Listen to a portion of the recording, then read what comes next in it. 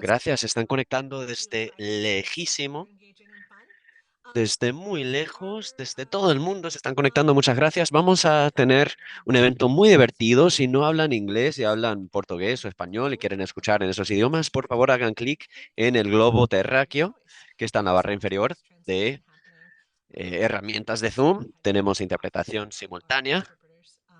Y perdón a los intérpretes, me he tomado mucho café esta mañana ya. Intentaré hablar un poco más despacio.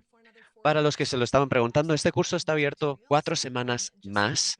Tendrán acceso a todos los materiales para terminar y también les puedo anunciar que la certificación para este curso será gratuito. Se tomó esa decisión porque hubo tanto interés en este curso y sabemos que muchos necesitan buscar otro trabajo, necesitan demostrar que tienen estas nuevas destrezas, capacidades y por ende la certificación es importantísima. Ojalá puedan aprovecharla. Hay más de 10.000 personas en este curso. Nos inspiran muchísimo todos ustedes y creo que al compartir este conocimiento les ayudará muchísimo. Eso es lo que he visto en los foros, que no hemos podido contestar todas las preguntas con Sil y Mariana y a veces pues nos ayudaron muchísimo para decirnos que pueden usar Whisper AI y descargarlo. Por ejemplo, eso nos ayudó muchísimo. Hemos visto repetidamente que todos están dispuestos a enseñar y a aprender. Eso nos inspira muchísimo. Y ahora, antes de este curso, no conocía a Sil Hamilton y me alegra mucho haberle conocido. Le voy a ceder la palabra primero a Sil y luego a Mariana para que nos compartan sus reflexiones de este curso. Gracias, Amy. Hola, ¿qué tal, compañeros? Ya llevamos 3 semanas, supongo. Y esto es como unas horas en mi oficina, en la universidad. Ahora es un poco distinto porque tenemos intérpretes y es más emocionante todavía. Entonces es un placer estar aquí con todos ustedes y me alegra mucho que la certificación vaya a ser gratuita, dado el nivel de interés y dada la participación de todos ustedes. Y me alegra que vayan a poder tener esta certificación gratuita, habiendo repasado, aprendido, estudiado tanto estos materiales. Lo que más me llamó la atención de este curso fue el nivel tan alto de participación. La segunda pregunta de discusión del módulo 3 de la semana pasada era que comparasen el output de Bart Claude y ChatGPT en la redacción de artículos y encabezados. Y muchos de ustedes han entregado informes muy profundos respecto a cómo son diferentes y dónde es mejor BART y dónde es mejor ChatGPT. Me pareció súper curioso ver el interés que tenían ustedes a la hora de evaluar cuál de estos productos sería mejor para la sala de redacción o para periodistas independientes.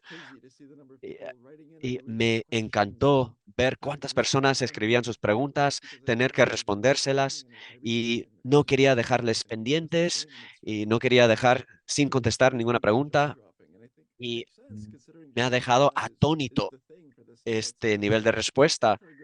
Y no es como el cripto. Creo que el cripto desde 2016 tenía mucho bombo publicitario, mucho interés, pero finalmente cayó ese nivel de interés. Y ahora con la inteligencia artificial, pues desde mi entorno de la investigación no sabemos exactamente cómo funcionan estos modelos de lenguaje, pero sí funcionan, realizan cosas maravillosas y hay que enfrentar este reto y ver de qué son capaces estas herramientas. Así que enhorabuena por haber llegado a este nivel del curso y por haber participado tanto. Y ahora le doy la palabra a Mariana.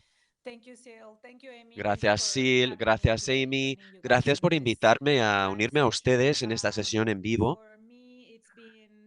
En lo personal, ha sido muy inspirador.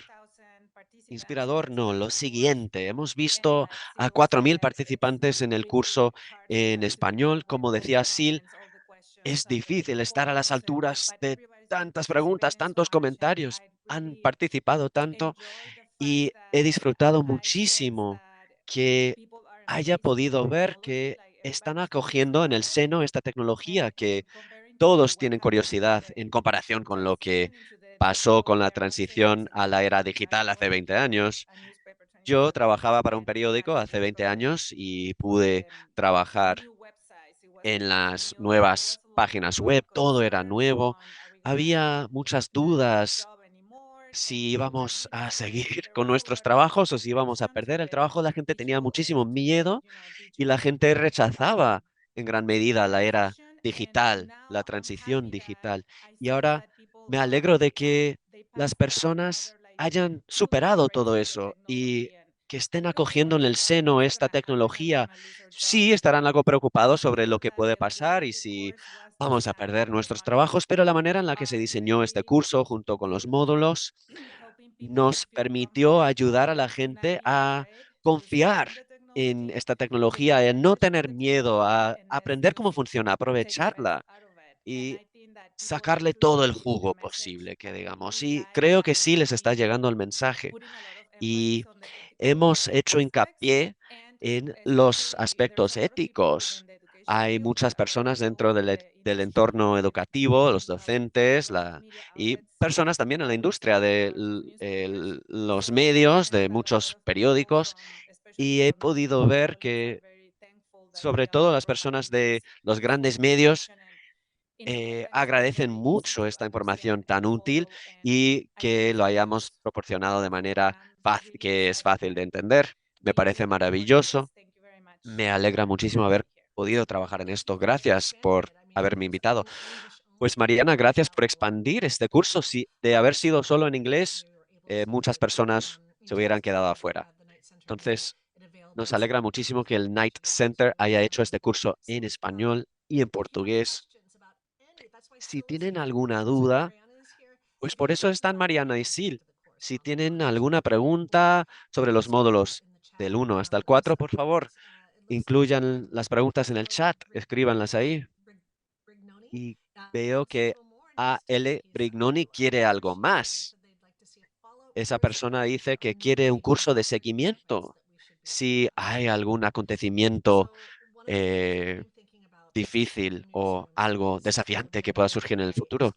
Quiero saber para las salas de redacción cómo es que la inteligencia artificial generativa va a impactar su trabajo en los siguientes 12 meses y para las páginas web. Hay que tener esto en cuenta en un primer plano porque muchos medios informativos se van a invisibilizar en las nuevas búsquedas con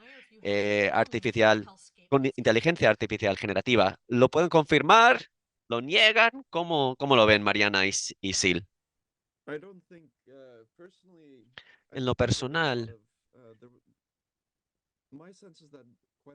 se me hace que muchas empresas están integrando la IA generativa mucho más despacio de lo que muchos hubieran anticipado. Cuando salió GPT-4, cuando LangChain y BPI se hacía tendencia en Twitter, la gente estaba muy preocupada por la IA generativa, los modelos de lenguaje, los modelos de fusión que superan con creces a los humanos. Pero ahora estamos viendo una perspectiva mucho más matizada respecto a los beneficios que pueden proporcionarnos estas tecnologías en las salas de redacción. Y por ello me siento mejor respecto a estas tecnologías. No van a producir un infierno, un entorno infernal. No, sí puede haber cambios grandes.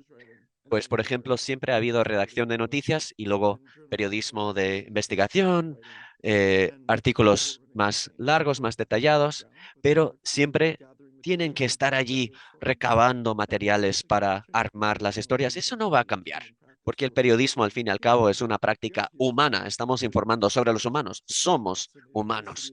Y hay una sinergia ahí, pues sí, y puede que me equivoque, pero creo que estos modelos de lenguaje todavía no entienden el significado de qué es ser humano.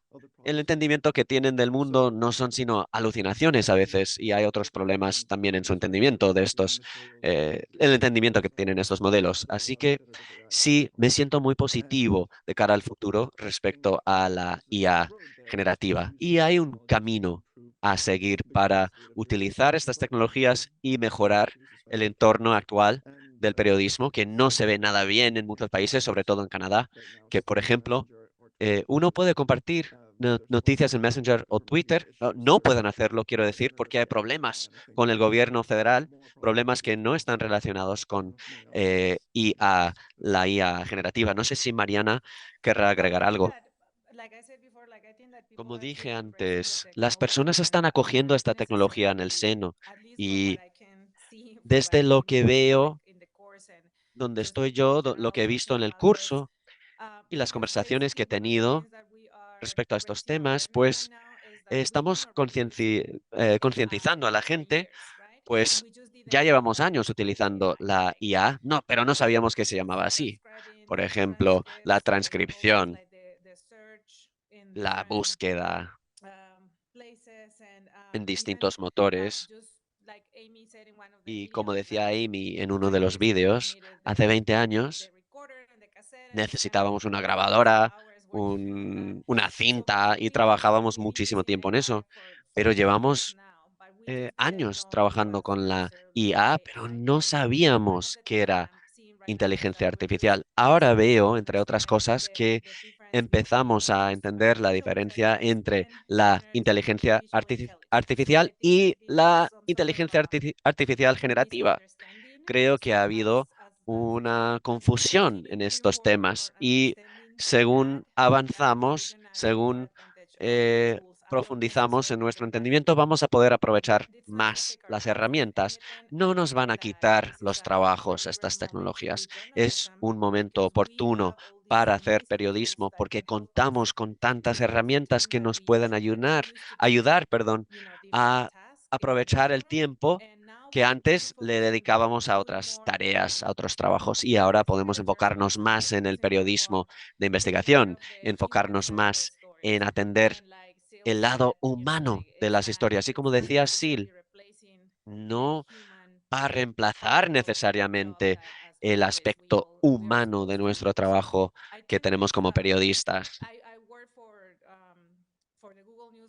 Trabajo para, eh, he trabajado unos años para los laboratorios de Google News, y recuerdo haberles dicho a mis colegas que ojalá hubiera tenido estas herramientas hace 20 años.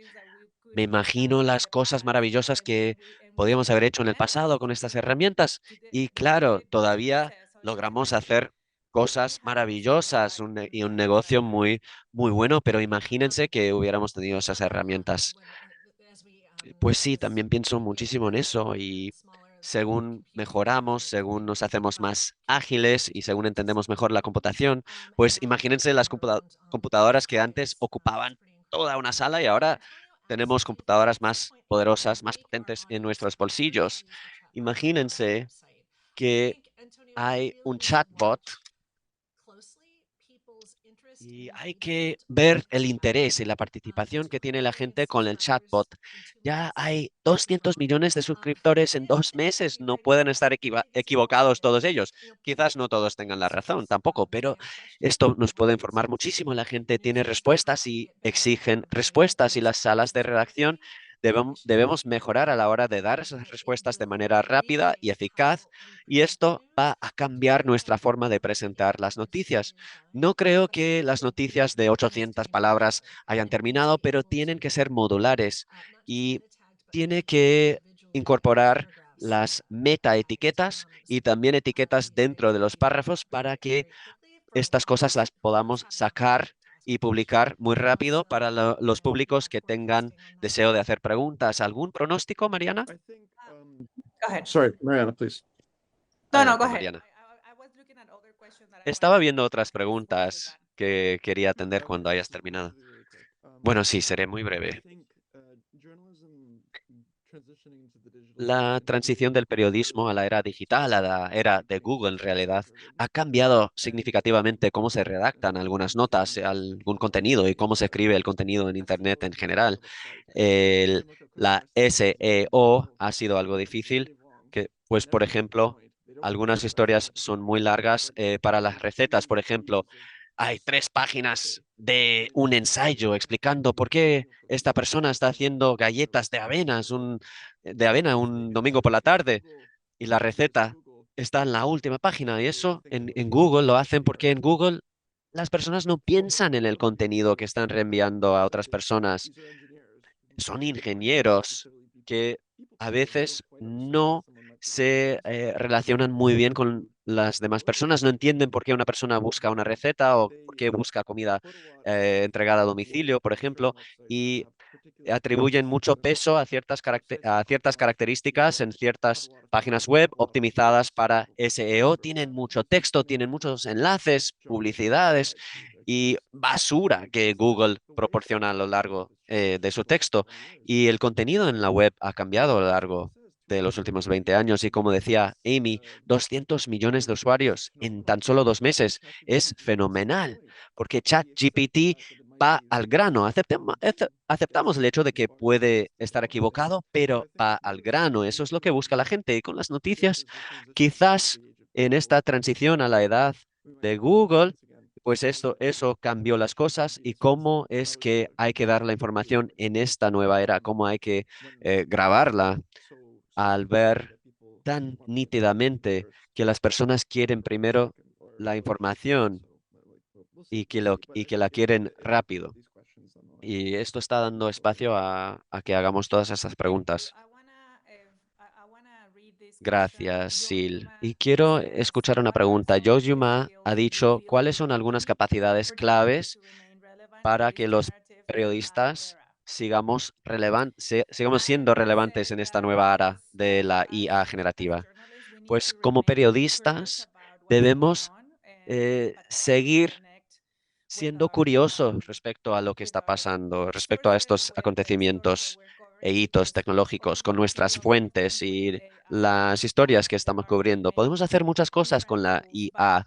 Hay muchas herramientas, pero hay que sentir compasión por las personas y contar la historia desde la perspectiva humana. Eso ningún chatbot ni ChatGPT no lo va a reemplazar.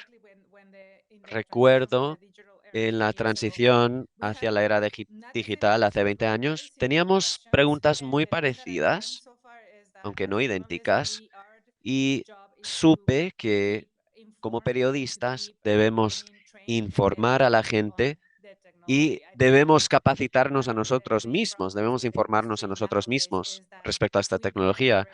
Uno de los problemas con la industria es que no incorporamos esta tecnología lo suficientemente y algunas capacidades o trabajos fueron reemplazados por ciertas herramientas o tecnologías, pero antes las personas se dedicaban a transcribir las entrevistas. Hace muchísimos años. Ahora no hace falta que las personas hagan eso porque contamos con distintas herramientas de transcripción, pero un elemento clave que hay que hacer es educarse, estar en condiciones tecnológicas, digamos, y poder salir al campo y hacer esa investigación sobre el campo. Veo a muchos estudiantes o incluso periodistas que quizás, por ejemplo, quieran trabajar siempre desde la casa o desde la oficina, pero hay que salir a la calle y hacer las entrevistas cara a cara. ChatGPT y ni ningún otro chatbot podrá hacer eso por nosotros. Por eso, nuestro trabajo sigue cobrando mucha importancia. Y los editores, van a hacer falta muchos editores, pues las salas de redacción van a empezar a depender de la IA generativa para sus publicaciones. Entonces, la evaluación y el escrutinio de los editores va a ser muy importante.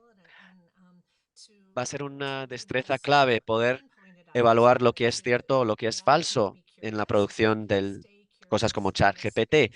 La inteligencia artificial no es curiosa. Nosotros debemos ser curiosos.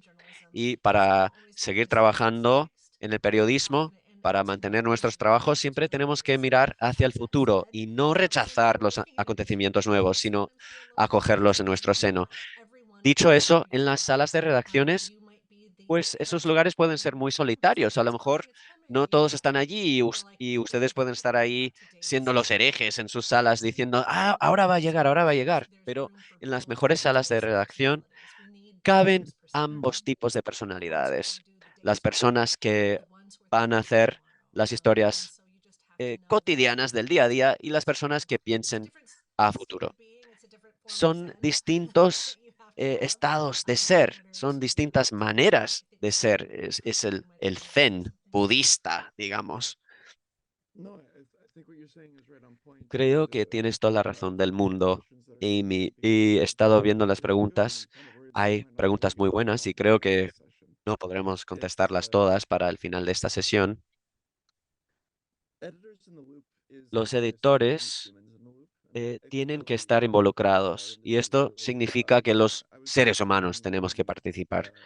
Y estuve presentando en un centro de eventos en Argentina hace unos años y el exdirector de Twitter estuvo allí y en esta sesión ella hablaba de la necesidad de que los seres humanos estén participando en todo este proceso y que decía que en Twitter hacía intervenciones manuales en todas las piezas de contenido de manera sistemática y los editores veían todo el contenido y sacaban las cosas que no eran buenas, pero eso utilizaba demasiado tiempo, necesitaban más editores, no es el mismo tipo de trabajo de edición, pero quiere decir que necesitaba muchas personas y cambió a un flujo de trabajo algo automatizado, pero todavía hace falta que haya una persona allí evaluando ese contenido porque van a ser seres humanos quienes leen esas historias. Y si bien intentamos alinear los modelos de lenguaje con las preferencias humanas mediante las tecnologías, pues todavía no hemos llegado a ese punto. Y desde luego estoy de acuerdo que la edición seguirá siendo un trabajo importante, será cada vez más importante, de hecho, según el contenido pase por ojos que no son humanos, que digamos todavía harán falta los editores y ahora pues podríamos decir que todos seremos editores. Sí, Micah Warren ha preguntado que ya que la estamos preparando a los periodistas para que fracasen en las salas de redacción sin tolerancia para los errores, dada esta transición a a la inteligencia artificial generativa y no hay tolerancia para el error, por ejemplo, con las historias que salen de Gaza en este momento, pero los periodistas en las salas de redacción hacen errores porque a veces hay una pausa en el terreno, hay una explosión, no sabemos cuántas personas se han visto afectadas y sin artif- inteligencia artificial incluso a veces mm, solo podemos saber lo que nos informan las personas que estén en el terreno, pero eso sí me interesa mucho, Michael. No sé qué pensarán Mariana y Sil. Debemos ser un poco más flexibles respecto a la flexibilidad, respecto a la exactitud. Quiero decir, esta pregunta está algo relacionada con la que tuvimos antes de Jojuma respecto a las capacidades clave. Y te voy a dar un ejemplo rápido con este curso. Tuvimos los vídeos en inglés, pero había que traducirlos o tenerlos en español y portugués. Y pues en YouTube nos da la herramienta para tener las leyendas en el idioma de nuestra preferencia, pero si bien tenemos una herramienta para hacerlo y como decías, Amy, para traducir eso, en nuestro caso yo repasaba la traducción porque hay que ser muy exactos. Otra capacidad clave para los periodistas es aprender otro idioma, porque uno puede contar con muchas herramientas para transcribir o traducir o lo que sea, pero uno todavía tiene que hacer este proceso de verificar la precisión, la corrección y que no tengamos ningún error cultural, pues hay diferencias culturales en los idiomas que estas herramientas no van a captar. Así que todavía debemos ser muy estrictos. Bueno, no fue estrictos. ¿Qué palabra utilizaste? Exactos.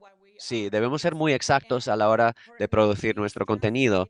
Y para estos traductores o Google Translate, por ejemplo, sí, funciona bien, funciona mejor de lo que hacía hace 10 años, pero uno todavía tiene que eh, repasar el texto y asegurarse de que esté bien, y escuchar el idioma original y asegurarse de que se esté traduciendo de manera adecuada, porque si no, las personas van a recibir un mensaje que no es. Así que no, creo que ser hay que estar pendientes y de estos cambios, hay que ser exactos y precisos. Eso será necesario todavía en el futuro. Tendremos que ser más estrictos con lo que hacemos, en mi opinión. Bueno, no sé, ¿estamos exigiendo demasiado? No, para nada. Creo que hay una gran desconexión entre lo que las empresas que hacen investigación y de lo que se dice en el mundo de la clasificación. El número, el número mágico es 90% eh, de que sea certero y cierto, pero hay una enorme posibilidad de errores y no es aceptable que haya errores, por ejemplo, en la cobertura de la guerra en Israel. Y se puede exigir más y se debe exigir más en cuanto a alinear estos modelos y asegurarse de que no se esté usando información que no sea fiable. También creo que, y tengo una pregunta de Michael Worm, eh, el utilizar el diseño generativo, ya- eh, no deberíamos estar bajando los estándares. Eduardo Ariola, ¿qué creen? ¿Hay alguna relación directa entre el periodismo y ASIO? Yo en los últimos meses he repetido que estos son modelos que están eh, formados, capacitados con estos modelos grandes de texto que le damos la mayoría parte de Internet, trillones de bytes de información, todo eso comprimido en un pequeño espacio, tienen que tomar las regularidades, lo comprimen en pocos gigabytes y hay una enorme compresión que ocurre y que se pierde. Cuando se pierde como a 50% de la calidad, se pierde esa sutileza. Y debido a ello, los modelos son los que escriben de una manera muy promedio. Y si la mayoría del contenido de Internet está escrito de una manera muy SEO, eh, todo parecerá ese tipo, porque se está imitando el contenido que se toma. Se le da al modelo del idioma, del lenguaje, ese modelo, y hay una posibilidad ahí que el resultado sea, sea un poco una imitación. Suena un poco como el inglés de la Associated Press. Suena un inglés un poco corporativo, pero sí hay una manera de que el contenido parezca el contenido SEO. Podríamos enfrentarnos a una situación donde muchos imitan este tono. No sé si Amy y Mariana tienen otras ideas sobre esto. La, la parte de que los buscadores van a cambiar en los próximos meses, eh, aquí estamos cambiando de un blanco donde tenemos que darle al ojo del blanco cada vez. Y va a ser realmente una destreza mm, muy especializada. Vamos a tener que tener gente con herramientas muchísimo más afinadas para hacerlo mejor. Editores, que creo que vamos a necesitar más todavía. Vamos a tener que necesitar gente que pueda mejorar su capacidad para refinar lo que salen de los motores de búsqueda y de las búsquedas que se le dan, del texto que se le da al buscador. Hay una pregunta de Mel. Quiero saber qué piensen sobre los resúmenes y la generación de noticias gratis sin pagar. Esto amenaza la existencia misma de las salas de redacción porque la gente simplemente está recibiendo un resumen sin nada más. ¿Qué sería la opinión de ustedes sobre esto? Yo trabajo para una organización que ha trabajado con inteligencia artificial para licenciar nuestro material para fines de capacitación. Espero que eso sea un precedente en la comunidad de medios y para que nuestro trabajo sea utilizado, pero que se nos pague por el uso de nuestro contenido. Ese contenido no es gratis, no es fácil y muchas veces tampoco es seguro reproducirlo. Yo hablé en uno de nuestros cursos, de nuestros módulos, hablé sobre el colapso del modelo. Cuanto más se entrena a estos buscadores, el material que nosotros creamos día a día va a significar un valor agregado. Producimos 2.000 historias por día, 30.000 fotos, estamos produciendo muchísimo contenido y es de mucha ayuda, es de mucha utilidad para estos megamodelos de lenguaje, LLMs, pero no es gratis. Creo que la pregunta puede entenderse de otra manera. Hay sitios que reproducen de manera resumida el contenido de otros sitios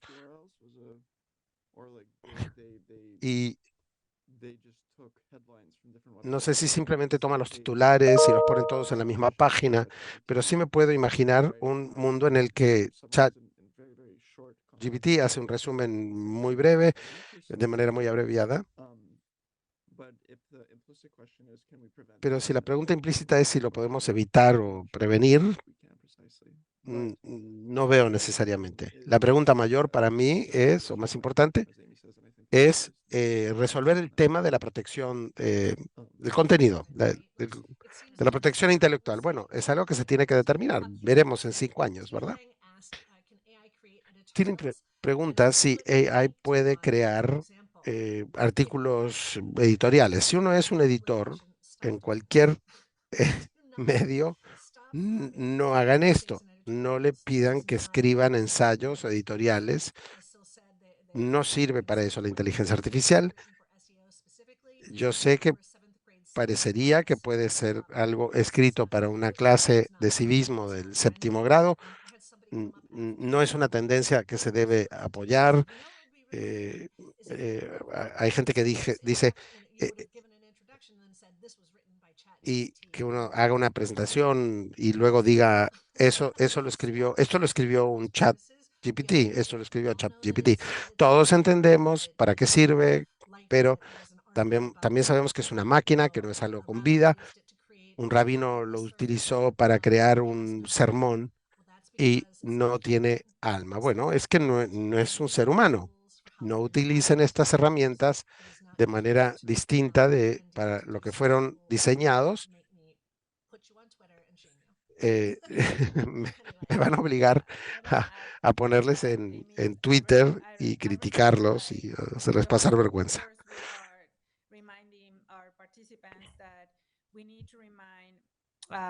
Aware of what's the right use for these tools. And we keep telling people that it's good to use these tools to save time and effort, especially with small newsrooms, but we would never recommend to use this to create content without human supervision, like we've been. La utilización de contenido sin supervisión humana, y lo hemos repetido una y otra vez, en ese sentido, creo que es muy importante como periodistas para nosotros, no solo usar estas herramientas, sino también hacer mejor esta tarea, cumplir mejor esta tarea de informar sobre para qué es útil, como el ejemplo que incluimos en el último módulo. Necesitamos más información sobre esto y hay muchos malentendidos sobre qué es la inteligencia artificial y para qué se puede utilizar en las salas de redacción. Creo que como periodistas tenemos que enfocarnos más sobre esto. Bien, podemos crear algún resumen del contenido o un editorial, pero no es necesariamente para eso que sirve. Y por eso tenemos que seguir informándonos sobre qué es lo que está pasando. Hacer que sea dentro de las salas de los medios. Antes se cubría el tema de tecnología, ahora debería ser tecnología e inteligencia artificial. Me gusta lo que están haciendo algunos, donde incorporaron la decisión de hacer esto dentro de la sala de redacción, porque somos un nuevo tema para que se comente o cubra la noticia. Raj dice, hay un conflicto constante entre lo que es plagio, que es un hecho y que es periodismo. ¿Cómo decide el periodista dónde está ese umbral? ¿Según el tiempo? Muy buena pregunta. Creo que esto es lo que nos ha afectado a todos. eh, es donde tenemos que ahondar y ver las compañías de tecnología en los últimos tantos años nos han impulsado a poder y saber hacer esto, pero lo venimos entendiendo más, de manera más contundente en el último año, sobre todo. El Atlantic tiene una función donde podemos el nombre de una persona para saber si han utilizado contenido de su archivo, y los autores están sorprendidos de que se estaba usando su contenido sin que se les pidiera permiso. En términos del aumento en la desinformación, Felix Simon esta semana ha publicado una investigación que dice que no es algo que necesariamente va a crear una mayor desinformación. Y yo digo, bueno, aquí es donde sé que hay gente que está diciendo esto va a amplificar todo, pero tenemos que reconocer que hay un punto de fricción en los canales de distribución y hay un enorme efecto sobre la desinformación y la libertad de controlar el contenido. Para contestar la pregunta, Raj, ¿hasta dónde marca la línea la sala de prensa? Yo hasta ahora no creo que las salas de prensa o las salas de redacción hayan podido necesariamente marcar ese límite. Creo que en cuanto ganó Trump había mucho trabajo de Cambridge Analytica, pero fue una gran parte de la conversación a mediados de los 2010. Y cuando surgió GPT-2 en el 2018 y se desplegó el modelo en 6 meses, si recuerden, el GPT-2 era el primer modelo grande de lenguaje que claramente tenía capacidades superhumanas. Era más que ChatGPT, era más que un bot, porque parecía que podía escribir de una manera que sugería que se entendía lo que estaba pasando en el mundo. Y a mí me deslumbró, pero no surgió todo de una vez. GPT-2 y GPT-3 son series de modelos. GPT-2 era una versión mediana, pequeña y grande. Y hoy en día lo llamamos GPT-3. La versión pequeñísima, tiny, luego había una versión del siguiente tamaño y la mayor, y en 6 meses o un año eso se fue lanzando. Durante este periodo se hicieron pruebas y, y se trató de entender si cada vez que se lanzaba un modelo mayor, si aumentaba la desinformación. No, no necesariamente. Se le podía dar un titular falso y escribía un artículo falso. Yo No dudo de que la desinformación va a seguir aumentando, pero la conversación hasta ahora no la ha controlado, no la han controlado las salas de redacción. Eh, eh, eh, la- es una pregunta difícil saber si esta desinformación, el tema no es entre la desinformación y la sala de redacción. Eh, no hay una posibilidad de criticar el producto que se está creando. Pero yo creo que las salas de redacción tienen que estar atentas a esto, aunque no son ellas las que van a marcar necesariamente dónde está el límite. Mariana, la próxima pregunta, quizás, si yo quería mencionar, yo creo que esta desinformación y mala información han existido desde que yo recuerdo, solo que ahora avanza con una velocidad vertiginosa, porque la información eh, hoy en día con todos los avances tecnológicos avanzan. Por eso tenemos que continuar estudiando y aprendiendo cómo hacer el chequeado una capacidad, una destreza necesaria para los periodistas de hoy en día es saber chequear y verificar los datos. La gente tiene miedo de que la inteligencia artificial vaya a ser uno de los factores que más aumenta la desinformación. Por otro lado, inteligencia artificial también nos puede ayudar a hacer el chequeo y la verificación de qué es cierto y qué no, y de una manera mucho más poderosa. A mí me gustaría ver que no se piense que son los enemigos de las salas de redacción o de nuestros empleos, pero que se vea esto desde la otra cara de la moneda, de que existe la desinformación. Luchamos contra esto. Hay muchas cosas que como periodistas tenemos que estar chequeando y podemos usar esas herramientas y esto es parte de nuestra responsabilidad. Eso no va a desaparecer. No necesariamente la culpa no la tiene eh, la inteligencia artificial, el hecho de que aumente la desinformación en todo el mundo.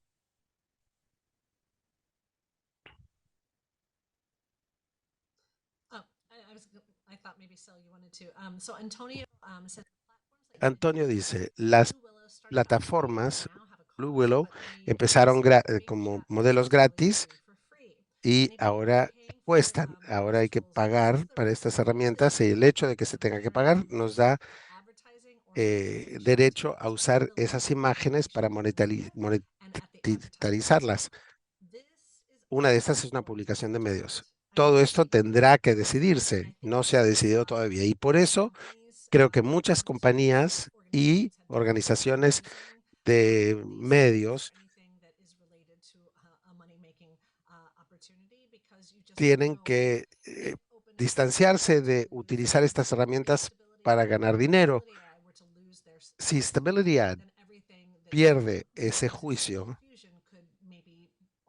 todo lo que ha sido usado allí puede ser incorporado en esa decisión. Así que no creo que esté decidido todavía.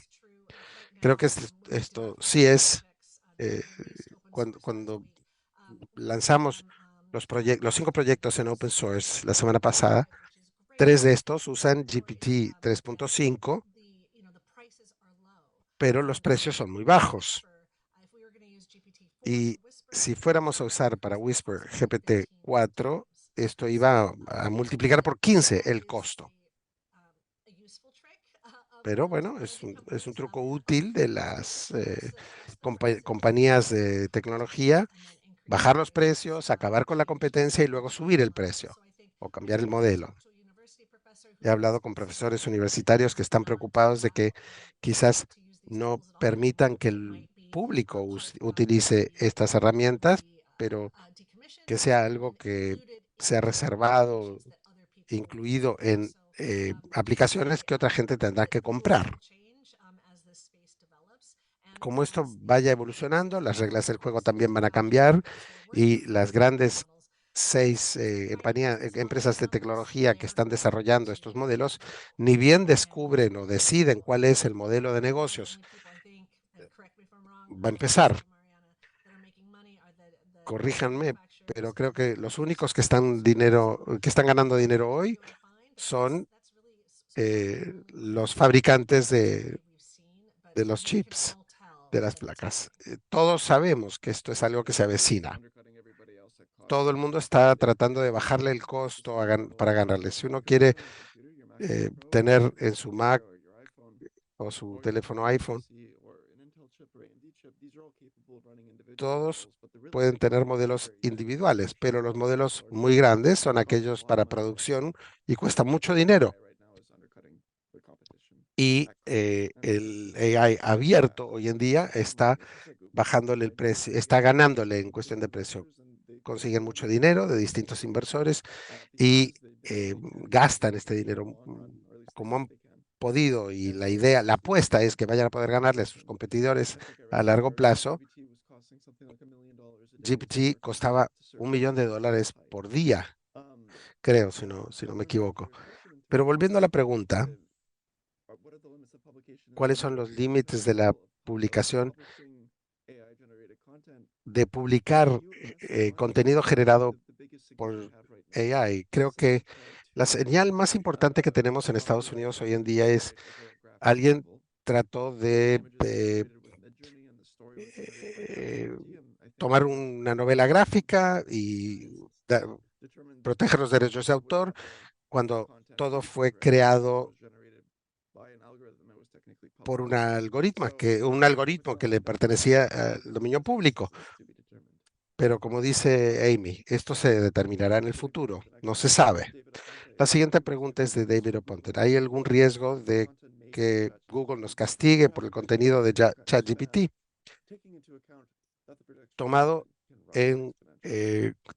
Teniendo en cuenta que la producción de contenidos puede subir exponencialmente. No creo necesariamente, no. But no, I don't think so. I mean, it would be really, I guess, No creo. difficult to Sería difícil, detect, creo, but also detectar like how about the other content that is not necessarily produced y, by y también ChatGPT, like en I cuanto don't al know, otro I don't think contenido that que they're gonna produce be, I don't see it GPT, happening, but like no I said, creo it que would eso be sea algo que necesariamente vaya a ocurrir. Habría que preguntarle a Google o a las otras plataformas.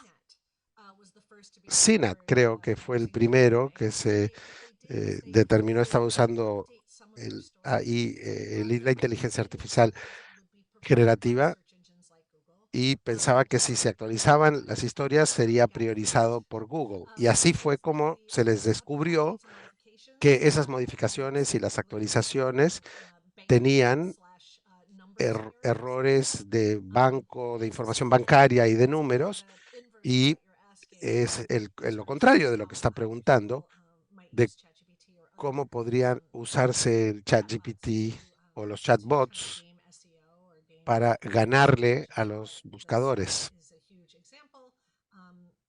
Y estos ejemplos tan grandes como la situación que existió hace unas 3 semanas es porque falta la intervención de un humano. Hay que recordar esto. La nota titular de mañana de dónde se equivocó la inteligencia artificial fue por la ausencia de alguna intervención, porque no se puede publicar simplemente en piloto automático. Funciona mejor cuando va de la mano con algún profesional humano, una mano metafórica. Lynn pregunta, Lynn ha participado mucho en el chat y le agradezco mucho a Lynn que lo haya hecho. También está la idea aquí del periodismo ciudadano. ¿Qué opinan? Yo, antes de trabajar con AI, utilizaba herramientas para enseñarle cómo verificar información en línea. No sé si son ciudadanos periodistas, pero los ciudadanos llamados ciudadanos periodistas no son periodistas capacitados, no por lo menos capacitados de la manera tradicional. La mayoría de ellos no han terminado la escuela secundaria o son nómadas y creen que se ven de tú a tú con la persona común. En general, los periodistas, que son estos ciudadanos periodistas, quizás nos vayan a regresar a nuestros orígenes, a entender cuál es la motivación del que escribe, del que toma una foto, para ayudar a editarlo y a procesarlo mejor. Mariana. Sí, yo creo que tenemos que volver al tema de la verificación.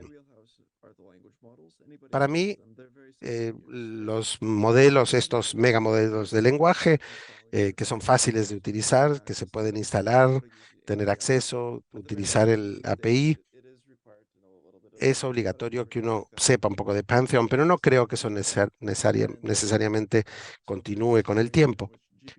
Hay una situación donde el GPT puede ser excelente para hacer investigación y la gente quiere empezar a hacer periodismo, entre comillas, como un periodista ciudadano. Y sí es cierto que se puede conseguir contenido, pero también me imagino de una situación donde esto nos va a llevar por un camino equivocado.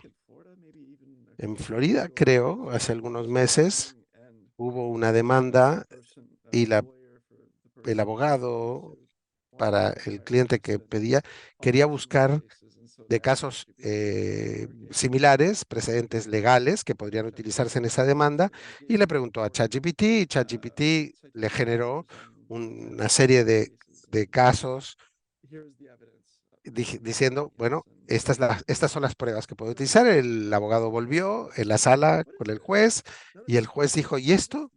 ¿Y esto de dónde viene? Si esto no existe, esto fue inventado.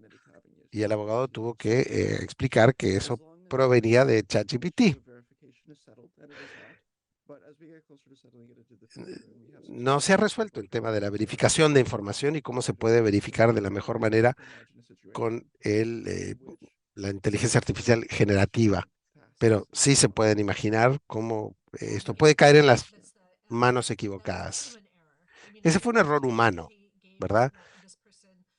Pero ChatGPT le generó casos previos, pero como un abogado, él tenía o ella tendría que haber verificado. Eso salió en los titulares por inteligencia artificial, pero fue el error del abogado. Sí, al final de cuentas uno tiene que hacer su diligencia de vidas, cumplir con sus responsabilidades. Gracias, gracias a todos por estas últimas 4 semanas. No hemos acabado todavía. Volvemos a los foros y recibirán un correo electrónico mañana. El material todavía estará disponible durante 4 semanas más y los certificados son gratis. Quizás no habían pensado pedir un certificado y ahora les interese. Pero de nuevo, muchas gracias a ser mi copiloto en esto, Sil, y a Mariana por habernos ayudado a ampliar nuestra audiencia con tu capacidad de poder traducirlo y traerle todo ese valor agregado también. Desarrollando también nuevas palabras en español también. Muchas gracias a todos. Ha sido una maravillosa experiencia. Muchas gracias a ustedes, dice Mariana.